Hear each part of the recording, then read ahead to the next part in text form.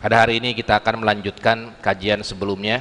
Yang pertama adalah terkait dengan raf'ul yadaini litahrimati, mengangkat kedua tangan ketika takbiratul ihram. La khilafa fi istihbabi raf'il yadaini inda takbiratil ihram. Tidak ada perbedaan pendapat para ulama mengenai kesunahan mengangkat kedua tangan ketika takbiratul ihram. Jadi nggak ada perbedaan pendapat, semua sepakat bahwasanya mengangkat kedua tangan merupakan salah satu sunnah daripada sholat, min sunanis sholati, daripada sunnah-sunnah sholat. Wadzalika hazwa al-mankibaini indal malikiyah wa syafi'iyah. Dan caranya mengangkat tangan itu adalah sejajar dengan kedua pundak indal malikiyah wa syafi'iyah, menurut ulama-ulama malikiyah dan ulama syafi'iyah. Wa yukhayyiru indal hanabilah fi rab'ihima ila furu'i uzunaihi au hazwa mankibaihi. Sedangkan Imam Ahmad bin Hambal berpendapat dia takhir, boleh dua, boleh sejajar dengan kedua pundak dan boleh disejajarkan dengan telinga, yang jempolnya di ujung telinga. Nah itu kalau Imam Ahmad bin Hambal boleh dua, yukhayyir, ya, boleh pilihan. Makanya Ibnu Taimiyah begitu fatwanya.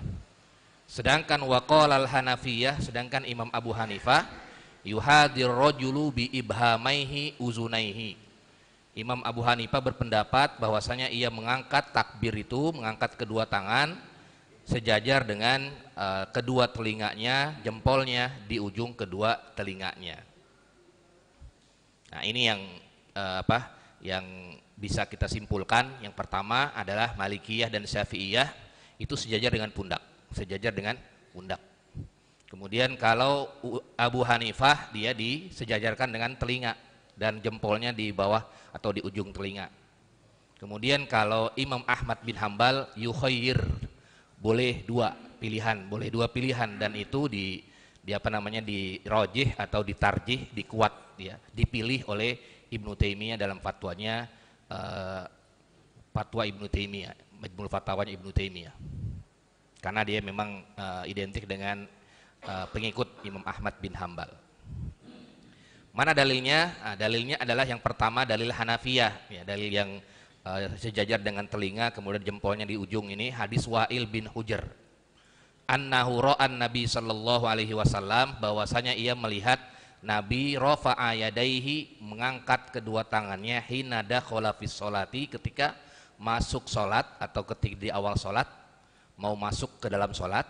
Wa kabbar, kemudian bertakbir, wa soffahuma hiyala uzunaihi, dan menaruh atau meletakkan kedua tangannya itu sejajar dengan kedua telinganya.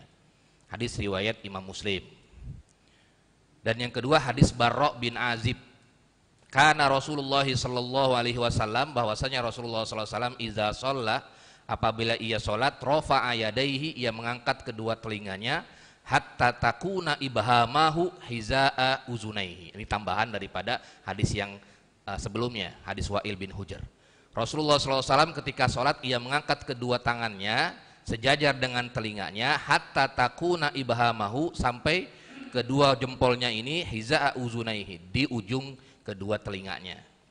Ini hadis Barra' bin Azib riwayat Imam Ahmad.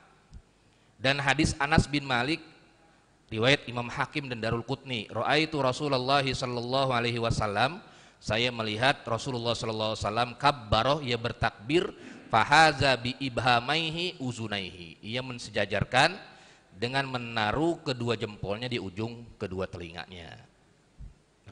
Riwayat Hakim dan Darul Qutni. Ini yang dijadikan dalil oleh Imam Abu Hanifah dan ulama-ulamanya. Kemudian dalil Syafi'iyah dan Malikiyah, yang mensejajarkan dengan kedua pundaknya, hadis Ibnu Umar, Abdullah bin Ibnu Umar, hadis Abdullah bin Ibnu Umar, dan hadis Abu Hurairah dan Abu Humaid. Hadis Ibnu Umar ini riwayatnya muttafaqun alaih, riwayat Bukhari dan Muslim. Jadi riwayat Muslim itu ada 2 riwayat. Jadi yang satu dia di telinga, yang satu di pundak. Sama-sama riwayat Muslim. Sama-sama riwayat Muslim. Yang satu riwayat Muslim, riwayat Muslimnya dari hadis Barra bin Azib, yang satu riwayat Muslim dari Ibnu Umar. Makanya Imam Ahmad mengatakan takhir begitu. Nah, di pilihan mau milih yang mana saja, akhirnya Imam Ahmad begitu ininya, pendapatnya yang dikuatkan oleh Ibnu Taimiyah.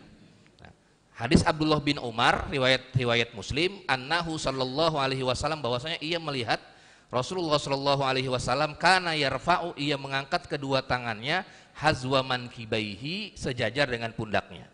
Iza iftatahas shalah, apabila ia memulai salat. Nah, kemudian di hadis Abu Hurairah pun sama. Di hadis Abu Hurairah, nah, kalau hadis Abu Hurairah itu riwayatnya riwayat Turmuzi, nah, hampir sama lafaznya. Kemudian kalau hadis Abu Humaid As-Sa'idi itu riwayat Abu Daud, dan hampir sama teks hadisnya, bahwasanya ia melihat Rasulullah SAW kana yarfa'u yadaihi hazwa mankibaihi. Nah, ini ada 2. Nah, sehingga ya tadi dalil Hanabilah, ulama Ahmad bin Hambal takhir, pilihan akhirnya. Jadi nggak bisa menguatkan yang satu dengan yang lainnya. Biasanya kalau menguatkan itu yang satu riwayatnya Bukhari Muslim, yang ini riwayatnya Turmuzi. Nah, akhirnya ini aja yang diambil, yang ini ditinggalkan. Ada yang begitu. Ada juga yang tidak mau meninggalkan 2 hadis. Akhirnya dia mengkolaborasikan, artinya al-jam'u namanya. Mengumpulkan 2 hadis begitu. Ada yang seperti itu modelnya. Nah, ini kalau yang begini, kalau yang nggak bisa dikuatkan satu sama lain, akhirnya mazhabnya Imam Ahmad takhir, mazhabut takhir. Jamaah sholat maghrib yang dirahmati oleh Allah Subhanahu Wa Taala. Kemudian zamanur raf'i, kapan mengangkatnya. Wa waktu raf'i indal Hanafiyah, kalau waktu mengangkatnya itu menurut ulama Hanafiyah, annahu yarfa, awalan ia ngangkat dulu, summa yukabbir, baru bertakbir. Ini kalau Imam Abu Hanifah, dia ngangkat dulu baru ucapin Allahu Akbar begitu. Dia ngangkat dulu tuh. Dia ngangkat dulu. Jadi bukan Allahu Akbar dulu, tapi ngangkat dulu kemudian baru mengucapkan Allahu Akbar. Wa qala al-Malikiyah, sedangkan Imam Malik tarfa'ul yadaini inda suru'i fi takbiratul ihram, dia dibarengi dengan takbiratul ihram. Jadi bareng ya. Antara ngangkat dengan Allahu Akbar bareng. Cuman dia mabsutotaini zuhuruhuma lis-sama'i. Ya kan Malik itu kan sama seperti Syafi'i. Dia mensyaratkan dia mabsutotaini. Mabsutotaini itu menghamparkan kedua telapak tangannya ke depan, ke arah kiblat begitu. Begini dia. Zuhuruhuma lis-sama'i wa butunuhuma lil ardi. Jadi bareng begitu. Kemudian waqala Syafi'iyya wal Hanabilah innahu yarfa'u ma'a ibtida'i takbiratul ihram. Nah, kalau Syafi'iyya dan Hanabilah ia ngangkat sambil bareng juga takbiratul ihram, tapi ketika intihauhu, ketika selesainya juga selesai takbir. Allahu Akbar. Begitu. Itu kalau menurut Syafi'iyya dan Hanabilah. Tapi kalau yang lain tidak disyaratkan ujungnya Allahu Akbarnya itu pas ketika Allahu Akbar. Jadi kalau Syafi'iyah dan Hanabilah itu, jadi ya ketika mulai Allah, kemudian akhirnya juga barnya Allahu Akbar, begitu. Kalau Syafi'iyah dan Hanabilah. Nah, ini pendapat masing-masing mazhab. Tapi kalau kalau Hanafiyah tadi tidak, dia ngangkat dulu, kemudian baru Allahu Akbar. Tapi Allahu Akbarnya tidak disyaratkan barnya itu pas turun. Kemudian juga Malikiyah walaupun bareng tapi tidak disyaratkan dengan turun. Nah, yang disyaratkan dengan turun dan awalnya bareng itu adalah Syafi'iyah dan Hanabilah. Innahu yarfa'u ma'a ibtida'i takbiratul ihram. Dia diawali barengnya dengan takbiratul ihram Allah, kemudian wa yakuna intihau, dan selesainya juga inqidail takbir. Takbirnya habis, selesai barnya itu Allahu Akbar. Begitu. Wala yasbiku ahaduma sahibahu, tidak boleh mendahulukan salah satu dari keduanya. Kalau Syafi'iyah Allahu Akbarnya udah nyampe sini, ini belum turun, nggak boleh juga. Atau atau sebaliknya ini turun barnya belum ada, belum nyampe. Ya, jadi harus bareng gitu, kalau Syafi'iyah dan Hanabilah. Nah, kemudian halatul asabi, keadaan jari-jari kita, qalal Hanafiyyah wal Malikiyah wasyafi'i, ini jumhur ya. Jumhur ulama, Imam Abu Hanifah, mazhabnya Imam Malik dan Syafi'iyah, yusannu nasrul asabi, dia meregangkan kedua jarinya. Meregangkan kedua jarinya. Nah, ini menurut Hanafiyah, Malikiyah dan Syafi'iyah. Tetapi Imam Ahmad bin Hambal justru sebaliknya, tadummu kulludum, justru dia merapatkan. Itu kalau menurut mazhab Imam Ahmad bin Hambal. Jadi kalau Abu Hanifah, Malikiyah, Syafi'iyah, dia disunnahkannya itu nasrus asobi, dia melebarkan jari-jarinya. Asobi itu jari-jari. Nah, begitu kalau dia di kuping berarti begini, kalau dia di sini berarti begini. Tapi kalau Imam Ahmad bin Hambal kan dua pilihan, boleh di tengah, boleh di kuping, juga boleh di pundak. Nah, tapi dia bukan begini, tapi begini dia. Nah, begini kemudian begini begitu. Nah, jadi dia merapatkan dia. Nah, masing-masing punya dalil juga. Yang pertama dalilnya merenggangkan itu riwayat Imam At-Tirmidzi dari Abu Hurairah. Karena Rasulullah sallallahu alaihi wasallam, kata Abu Hurairah, kana iza kabbaro, ketika ia bertakbir, rafa'a yadaihi, ia angkat tangannya, nasiron asobi'ahu, ia melebarkan atau meregangkan asobi'ahu, jari-jarinya. Nah, ini yang dijadikan dasar oleh jumhur, Abu Hanifah, Malikiyah dan Syafi'iyah, meregangkan. Sedangkan waqalal Hanabilah, sedangkan Imam Ahmad justru dia merapatkan dengan dalil riwayat Ibnu Abbas, Ibnu Majah, dari Ibnu Majah, riwayatnya Ibnu Majah tapi dari sahabat Ibnu Abbas. Karena Rasulullah sallallahu alaihi wasallam idza qoma ila sholati rafa'a yadayhi muddan aima yuqabilun nasri. Ia ketika bertakbir Rasulullah sallallahu alaihi wasallam, ia mengangkat tangannya muddan, dengan mud itu artinya bukan merenggangkan, sebaliknya merapatkan, ma yuqabilun nasri, lawan daripada merenggangkan. Nah, ini yang dijadikan hujjah oleh Imam Ahmad bin Hambal. Jadi memang akhirnya mereka masing-masing menguatkan Ibnu Majah nih hadisnya. Yang biasanya kalau dalam metodologi ilmu hadis ya, kalau belajar hadis itu kalau ada dua hadis yang bertentangan satu dengan yang lain, yang pertama adalah mazhabul jam'i, yaitu dia mengumpulkan keduanya. Kalau dia nggak bisa dikumpulkan, ini satu ini dua, nggak bisa dikumpulkan, maka dia dipilih satu di antara keduanya. Mana yang lebih kuat dari dua hadis tersebut? Kalau nggak ada yang lebih kuat, sama-sama sejajar, maka ditinggalkan satu, diambil yang satu begitu. Ini metodologi para ulama. Ya faktanya memang yang sampai ke kita ada dua hadisnya begitu. Yang sampai ke kita ada dua metode teknis daripada hadis tersebut. Yang satu adalah Abu Hurairah, yang satu adalah Ibnu Abbas. Kemudian wa yusannul malikiyah bil jahri bit takbiratul ihram, disunnahkan untuk menjaharkan takbiratul ihram. Jadi enggak diam dalam hati tapi dijaharkan. Allahu Akbar, dibaca begitu Allahu Akbarnya. Yundabu likulli musallin imaman au ma'muman au munfaridan. Disunnahkannya itu di setiap orang yang sholat, baik itu menjadi imam atau menjadi makmum atau sendirian, al-jahr, dijaharkan bi takbiratul ihram, takbiratul ihramnya Allahu Akbar. Amma takbiratul intiqal, adapun takbir-takbir selain takbiratul ihram yang pertama, hanya khusus disunnahkan lil imami, buat imam saja. Imamnya Allahu Akbar, yang lainnya ya hanya sekedar angkat tangan aja, enggak dijaharkan. Allahu Akbar aja, tetap baca Allahu Akbar tapi dia tidak dijaharkan.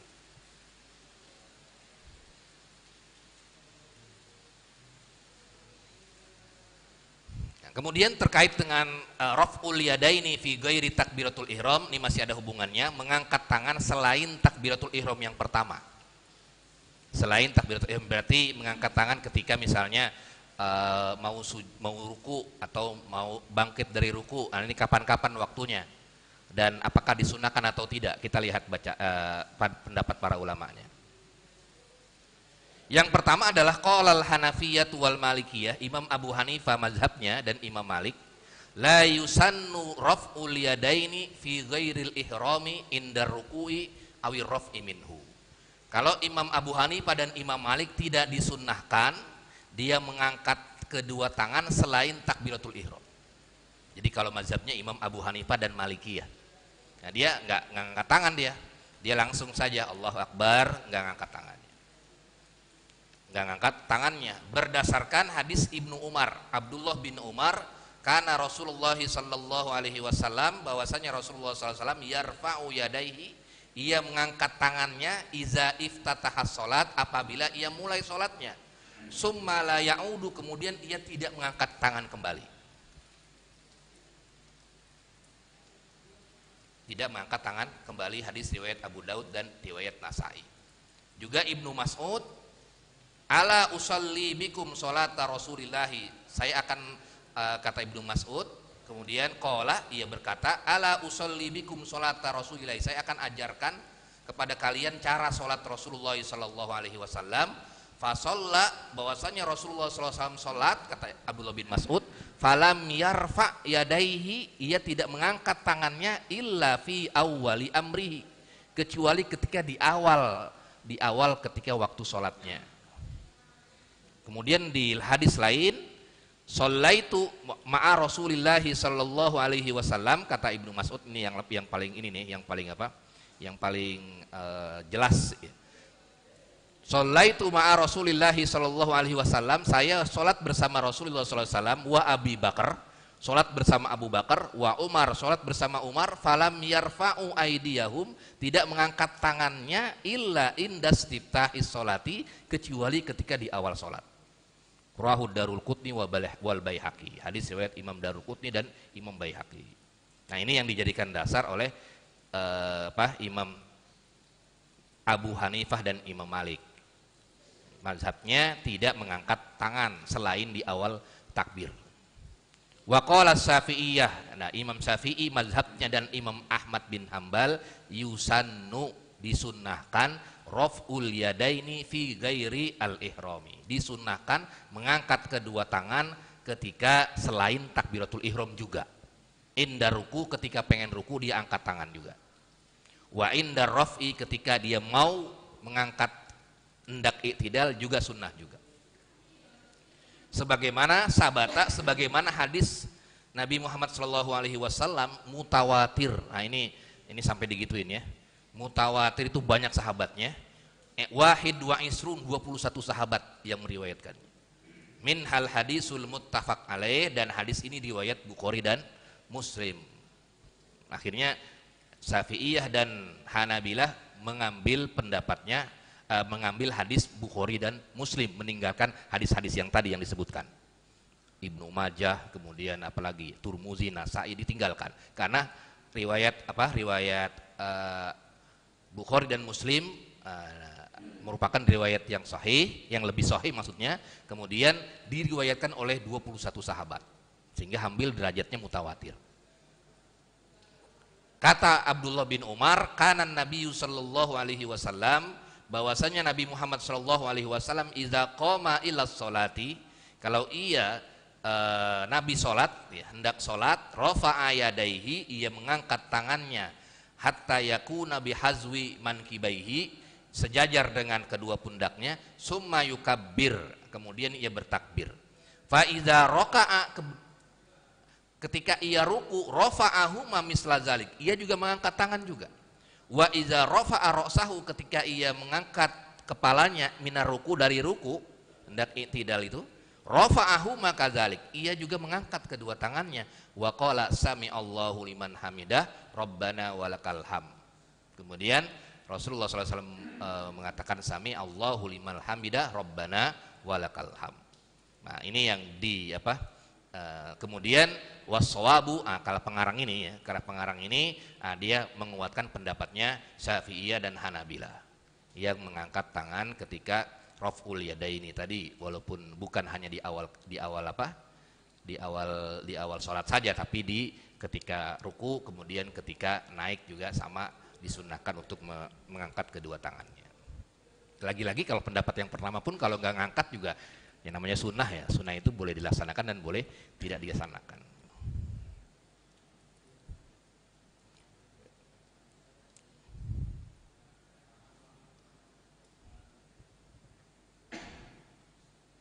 Nah kemudian masih terkait dengan takbir juga, ini lebih lengkap lagi, yaitu muqaranatu ihramil muqtadi li ihrami imamihi.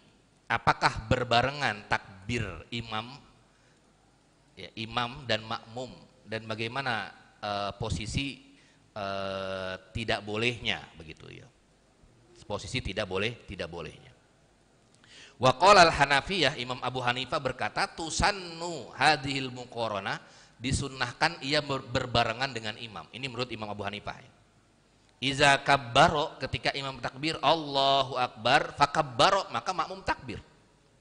Nah, jadi bareng itu menurut ijtihadnya Imam Abu Hanifah. Tapi bisartin, dengan syarat kata Imam Abu Hanifah, alla yafrugha al-muqtadi, jangan sampai si makmum tersebut mendahulukan barnya itu, mendahulukan imam. Ketika imamnya baru Allah, imamnya udah bar duluan. Nah, itu yang tidak boleh. Jadi bareng awalnya, tapi ketika akhirnya dia tidak boleh mendahulukan imam. Jadi imamnya itu harus bar duluan, tapi makmumnya nggak boleh bar duluan. Kalau makmumnya bar duluan, maka nggak bisa, dia tidak disebut dengan berjamaah kepada imam. Sampai sedetail begitu fikih itu ya. Nah, itu baru ditemukan di kitab-kitab Imam Abu Hanifah.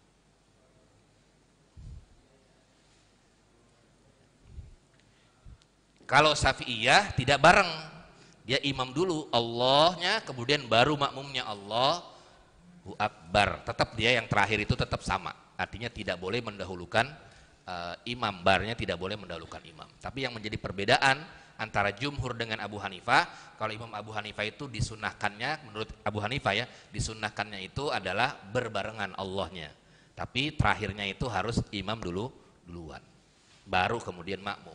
Tapi kalau yang lain, jumhur ulama, Syafi'iyah dan lain sebagainya, tidak diharuskan berbarengan. Sampai di sini ada diskusi terkait tersebut. Sebelum lanjut ke tema berikutnya, meletakkan tangan kanan di atas tangan kiri.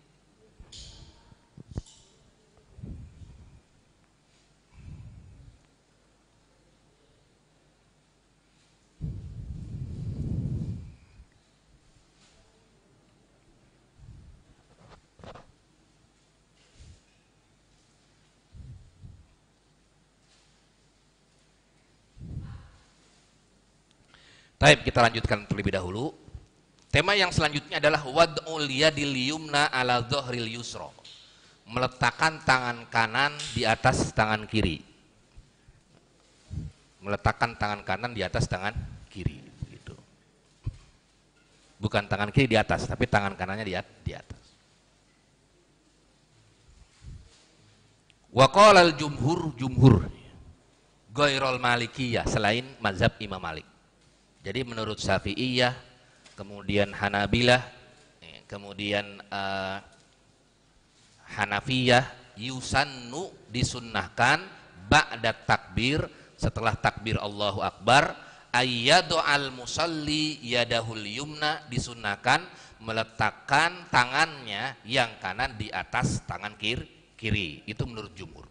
Nanti yang berbeda adalah posisi letaknya.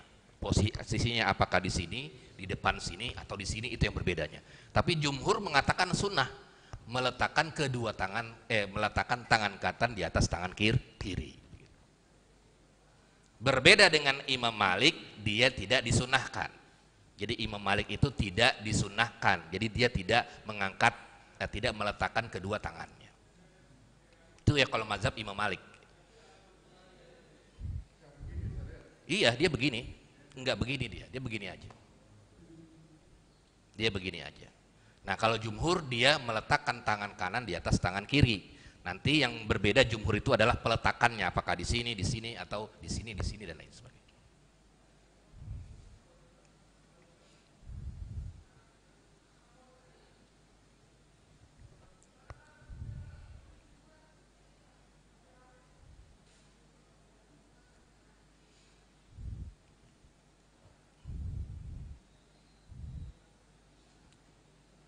Nah, dalil daripada jumhur ulama tentang disunahkannya meletakkan tangan kanan di atas tangan kiri adalah dari Wa'il bin Hujr, sahabat Nabi. Ini rupanya kita sering bertemu dengan riwayat-riwayat sahabat Nabi yang gak kita kenal, ya. Wa'il bin Hujr, kemudian yang tadi dan lain sebagainya. Rupanya banyak juga sahabat-sahabat yang meriwayatkan, cuman kita hanya kenal saja Abu Bakar, Umar dan lain sebagainya. Tapi sebenarnya banyak sekali sahabat-sahabat yang bersama Rasul tapi tidak kita kenal, kecuali kalau kita ngaji-ngaji begini baru kenal begitu. Tapi kalau kita ngajinya seminggu sekali atau nggak pernah ngaji sama sekali atau seminggu sekali gitu, paling kita kenal Abu Bakar, Umar, Utsman, gitu itu aja paling. Tapi sebenarnya hadis sahabat banyak banget itu, banyak banget, bahkan yang hadis-hadis yang diterima oleh sahabat yang yang vital-vital gitu, artinya yang penting-penting itu kadang-kadang riwayatnya dari sahabat yang kadang-kadang kita nggak kenal begitu. Nah, kadang-kadang seperti ini Sahal bin Sa'ad, kemudian ada lagi Wa'il bin Hujr, ada lagi di sini riwayat yang lain gitu ya, sahabat-sahabat yang lain. Nah, ini ya berarti memang kita pentingnya menuntut ilmu begitu ya intinya. Apa katanya? Annahu ra'an Nabi sallallahu alaihi wasallam, ia melihat Nabi Muhammad sallallahu alaihi wasallam rafa'a yadaihi, ia mengangkat kedua tangannya. Ini yang tadi.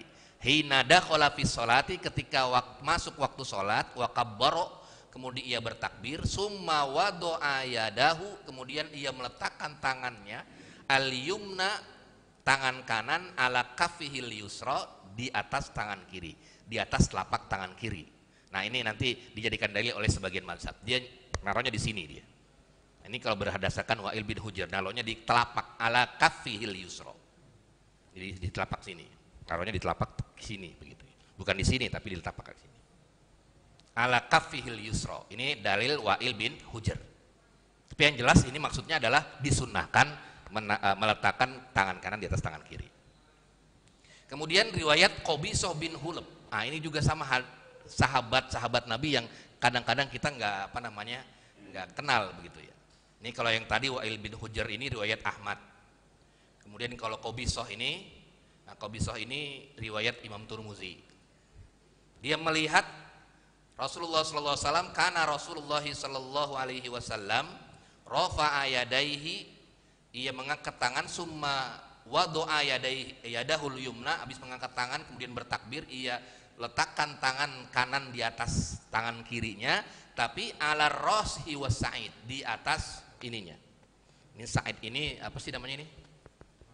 Lengannya, bukan di telapak. Kalau tadi kaffihi al yusro, kalau ini as-sa'idi. Sa'id ini kalau kita belajar bahasa Arab ini sa'id. Dari sini sampai sini sa'id.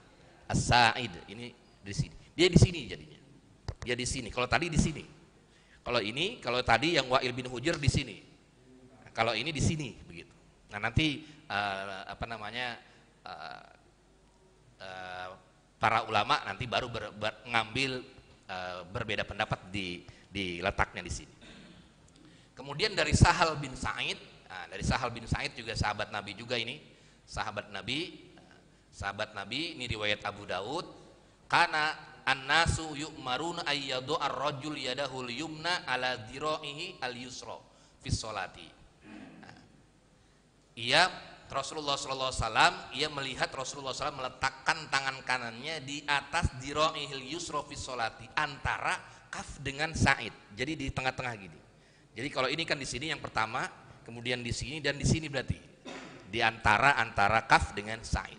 Jadi ada 3 hadis. Hadis yang pertama adalah Wa'il bin Hujr, yang kedua adalah Qabisah, dan yang ketiga adalah Sahal bin Sa'id. Ini yang dijadikan dalil jumhur bahwasanya disunnahkan meletakkan tangan kanan di atas tangan kiri begitu.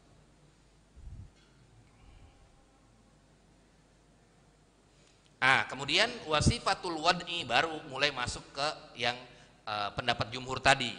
Nah, kalau menurut Syafi'iyah, ayyadu al yadahul yumna alal qawil yusra aw ma yuqaribuhu, di hadisi Wa'il bin Hujr. Jadi kalau Syafi'iyah itu dia menguatkan pendapatnya, cara menaruhnya adalah di tengah-tengahnya. Jadi di tengah-tengah antara telapak tangan dengan sak begitu. Jadi di tengah-tengah ini. Cuman syaratnya kalau Imam Syafi'i itu naruhnya itu itu ala rosih di bagian kiri, dan itu istihadnya adalah tempat hati maksudnya. Nah, jadi sehingga naruhnya di sini di rada kirian dikit. Nah, ala zahiri dia rada kirian dikit naruhnya muhliqar rajul bil qonsur wal ibham ala rosih. Jadi di sini. Jadi di antara telapak tangan dan di antara ini, tapi ditaruh tengah-tengah begini, tapi dia di kirian dikit dan di atas hati begini, di hati. Nah, kalau Imam Ahmad bin Hambal ini waqala al-Hanabila, Imam Ahmad bin Hambal, dia di alas sa'idi, dia di sini, sa'id. Dia di sa'id. Sa'id itu di sini. Nah, kemudian kalau Imam Abu Hanifah dia di atas telapak tangan di sini. Tapi dia tidak seperti Imam Syafi'i di rada ke kirian, dia tetap di tengah-tengah.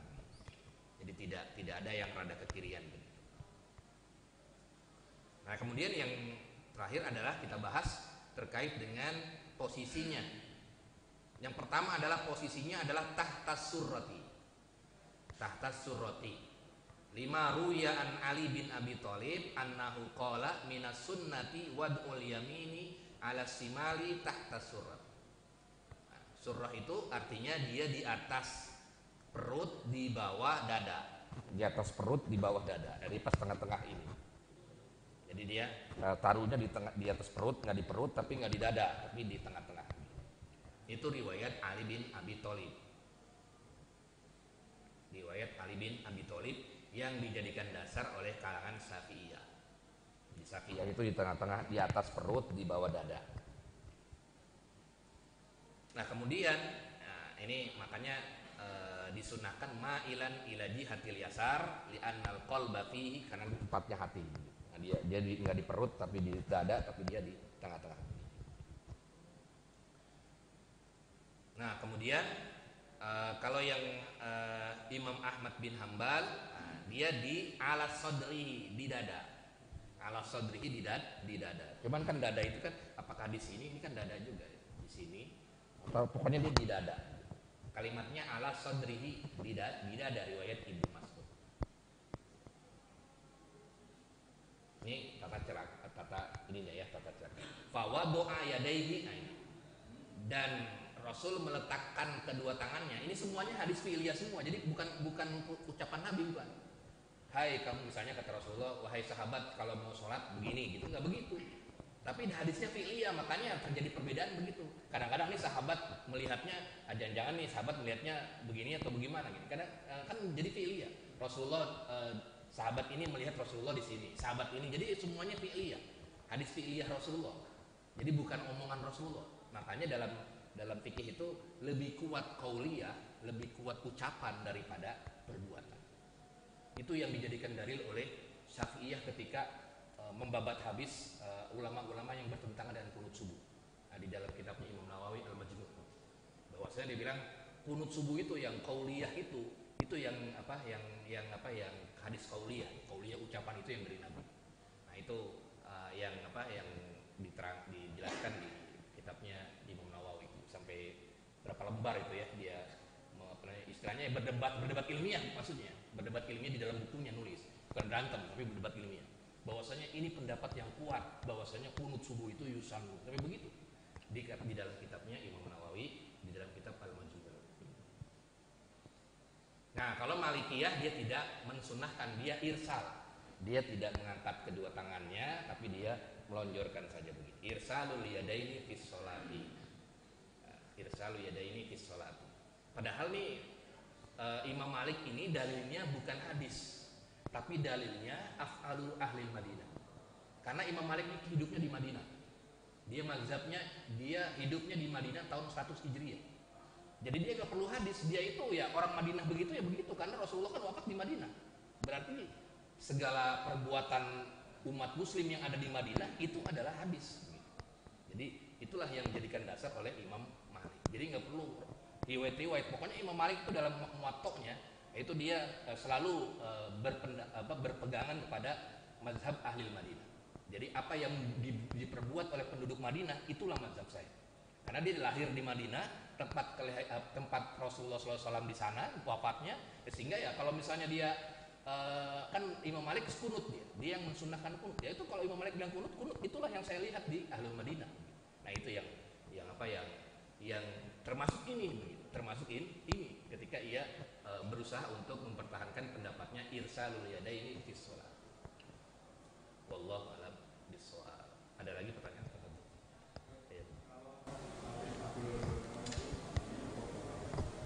Oh, muter-muter gini. Nggak ada itu ya. Nggak ada riwayat yang muter-muter begini. Mungkin dia kebingungan ketika dalam hatinya niatnya belum oke, ngobar di luar bingung waktunya begini-begini gitu.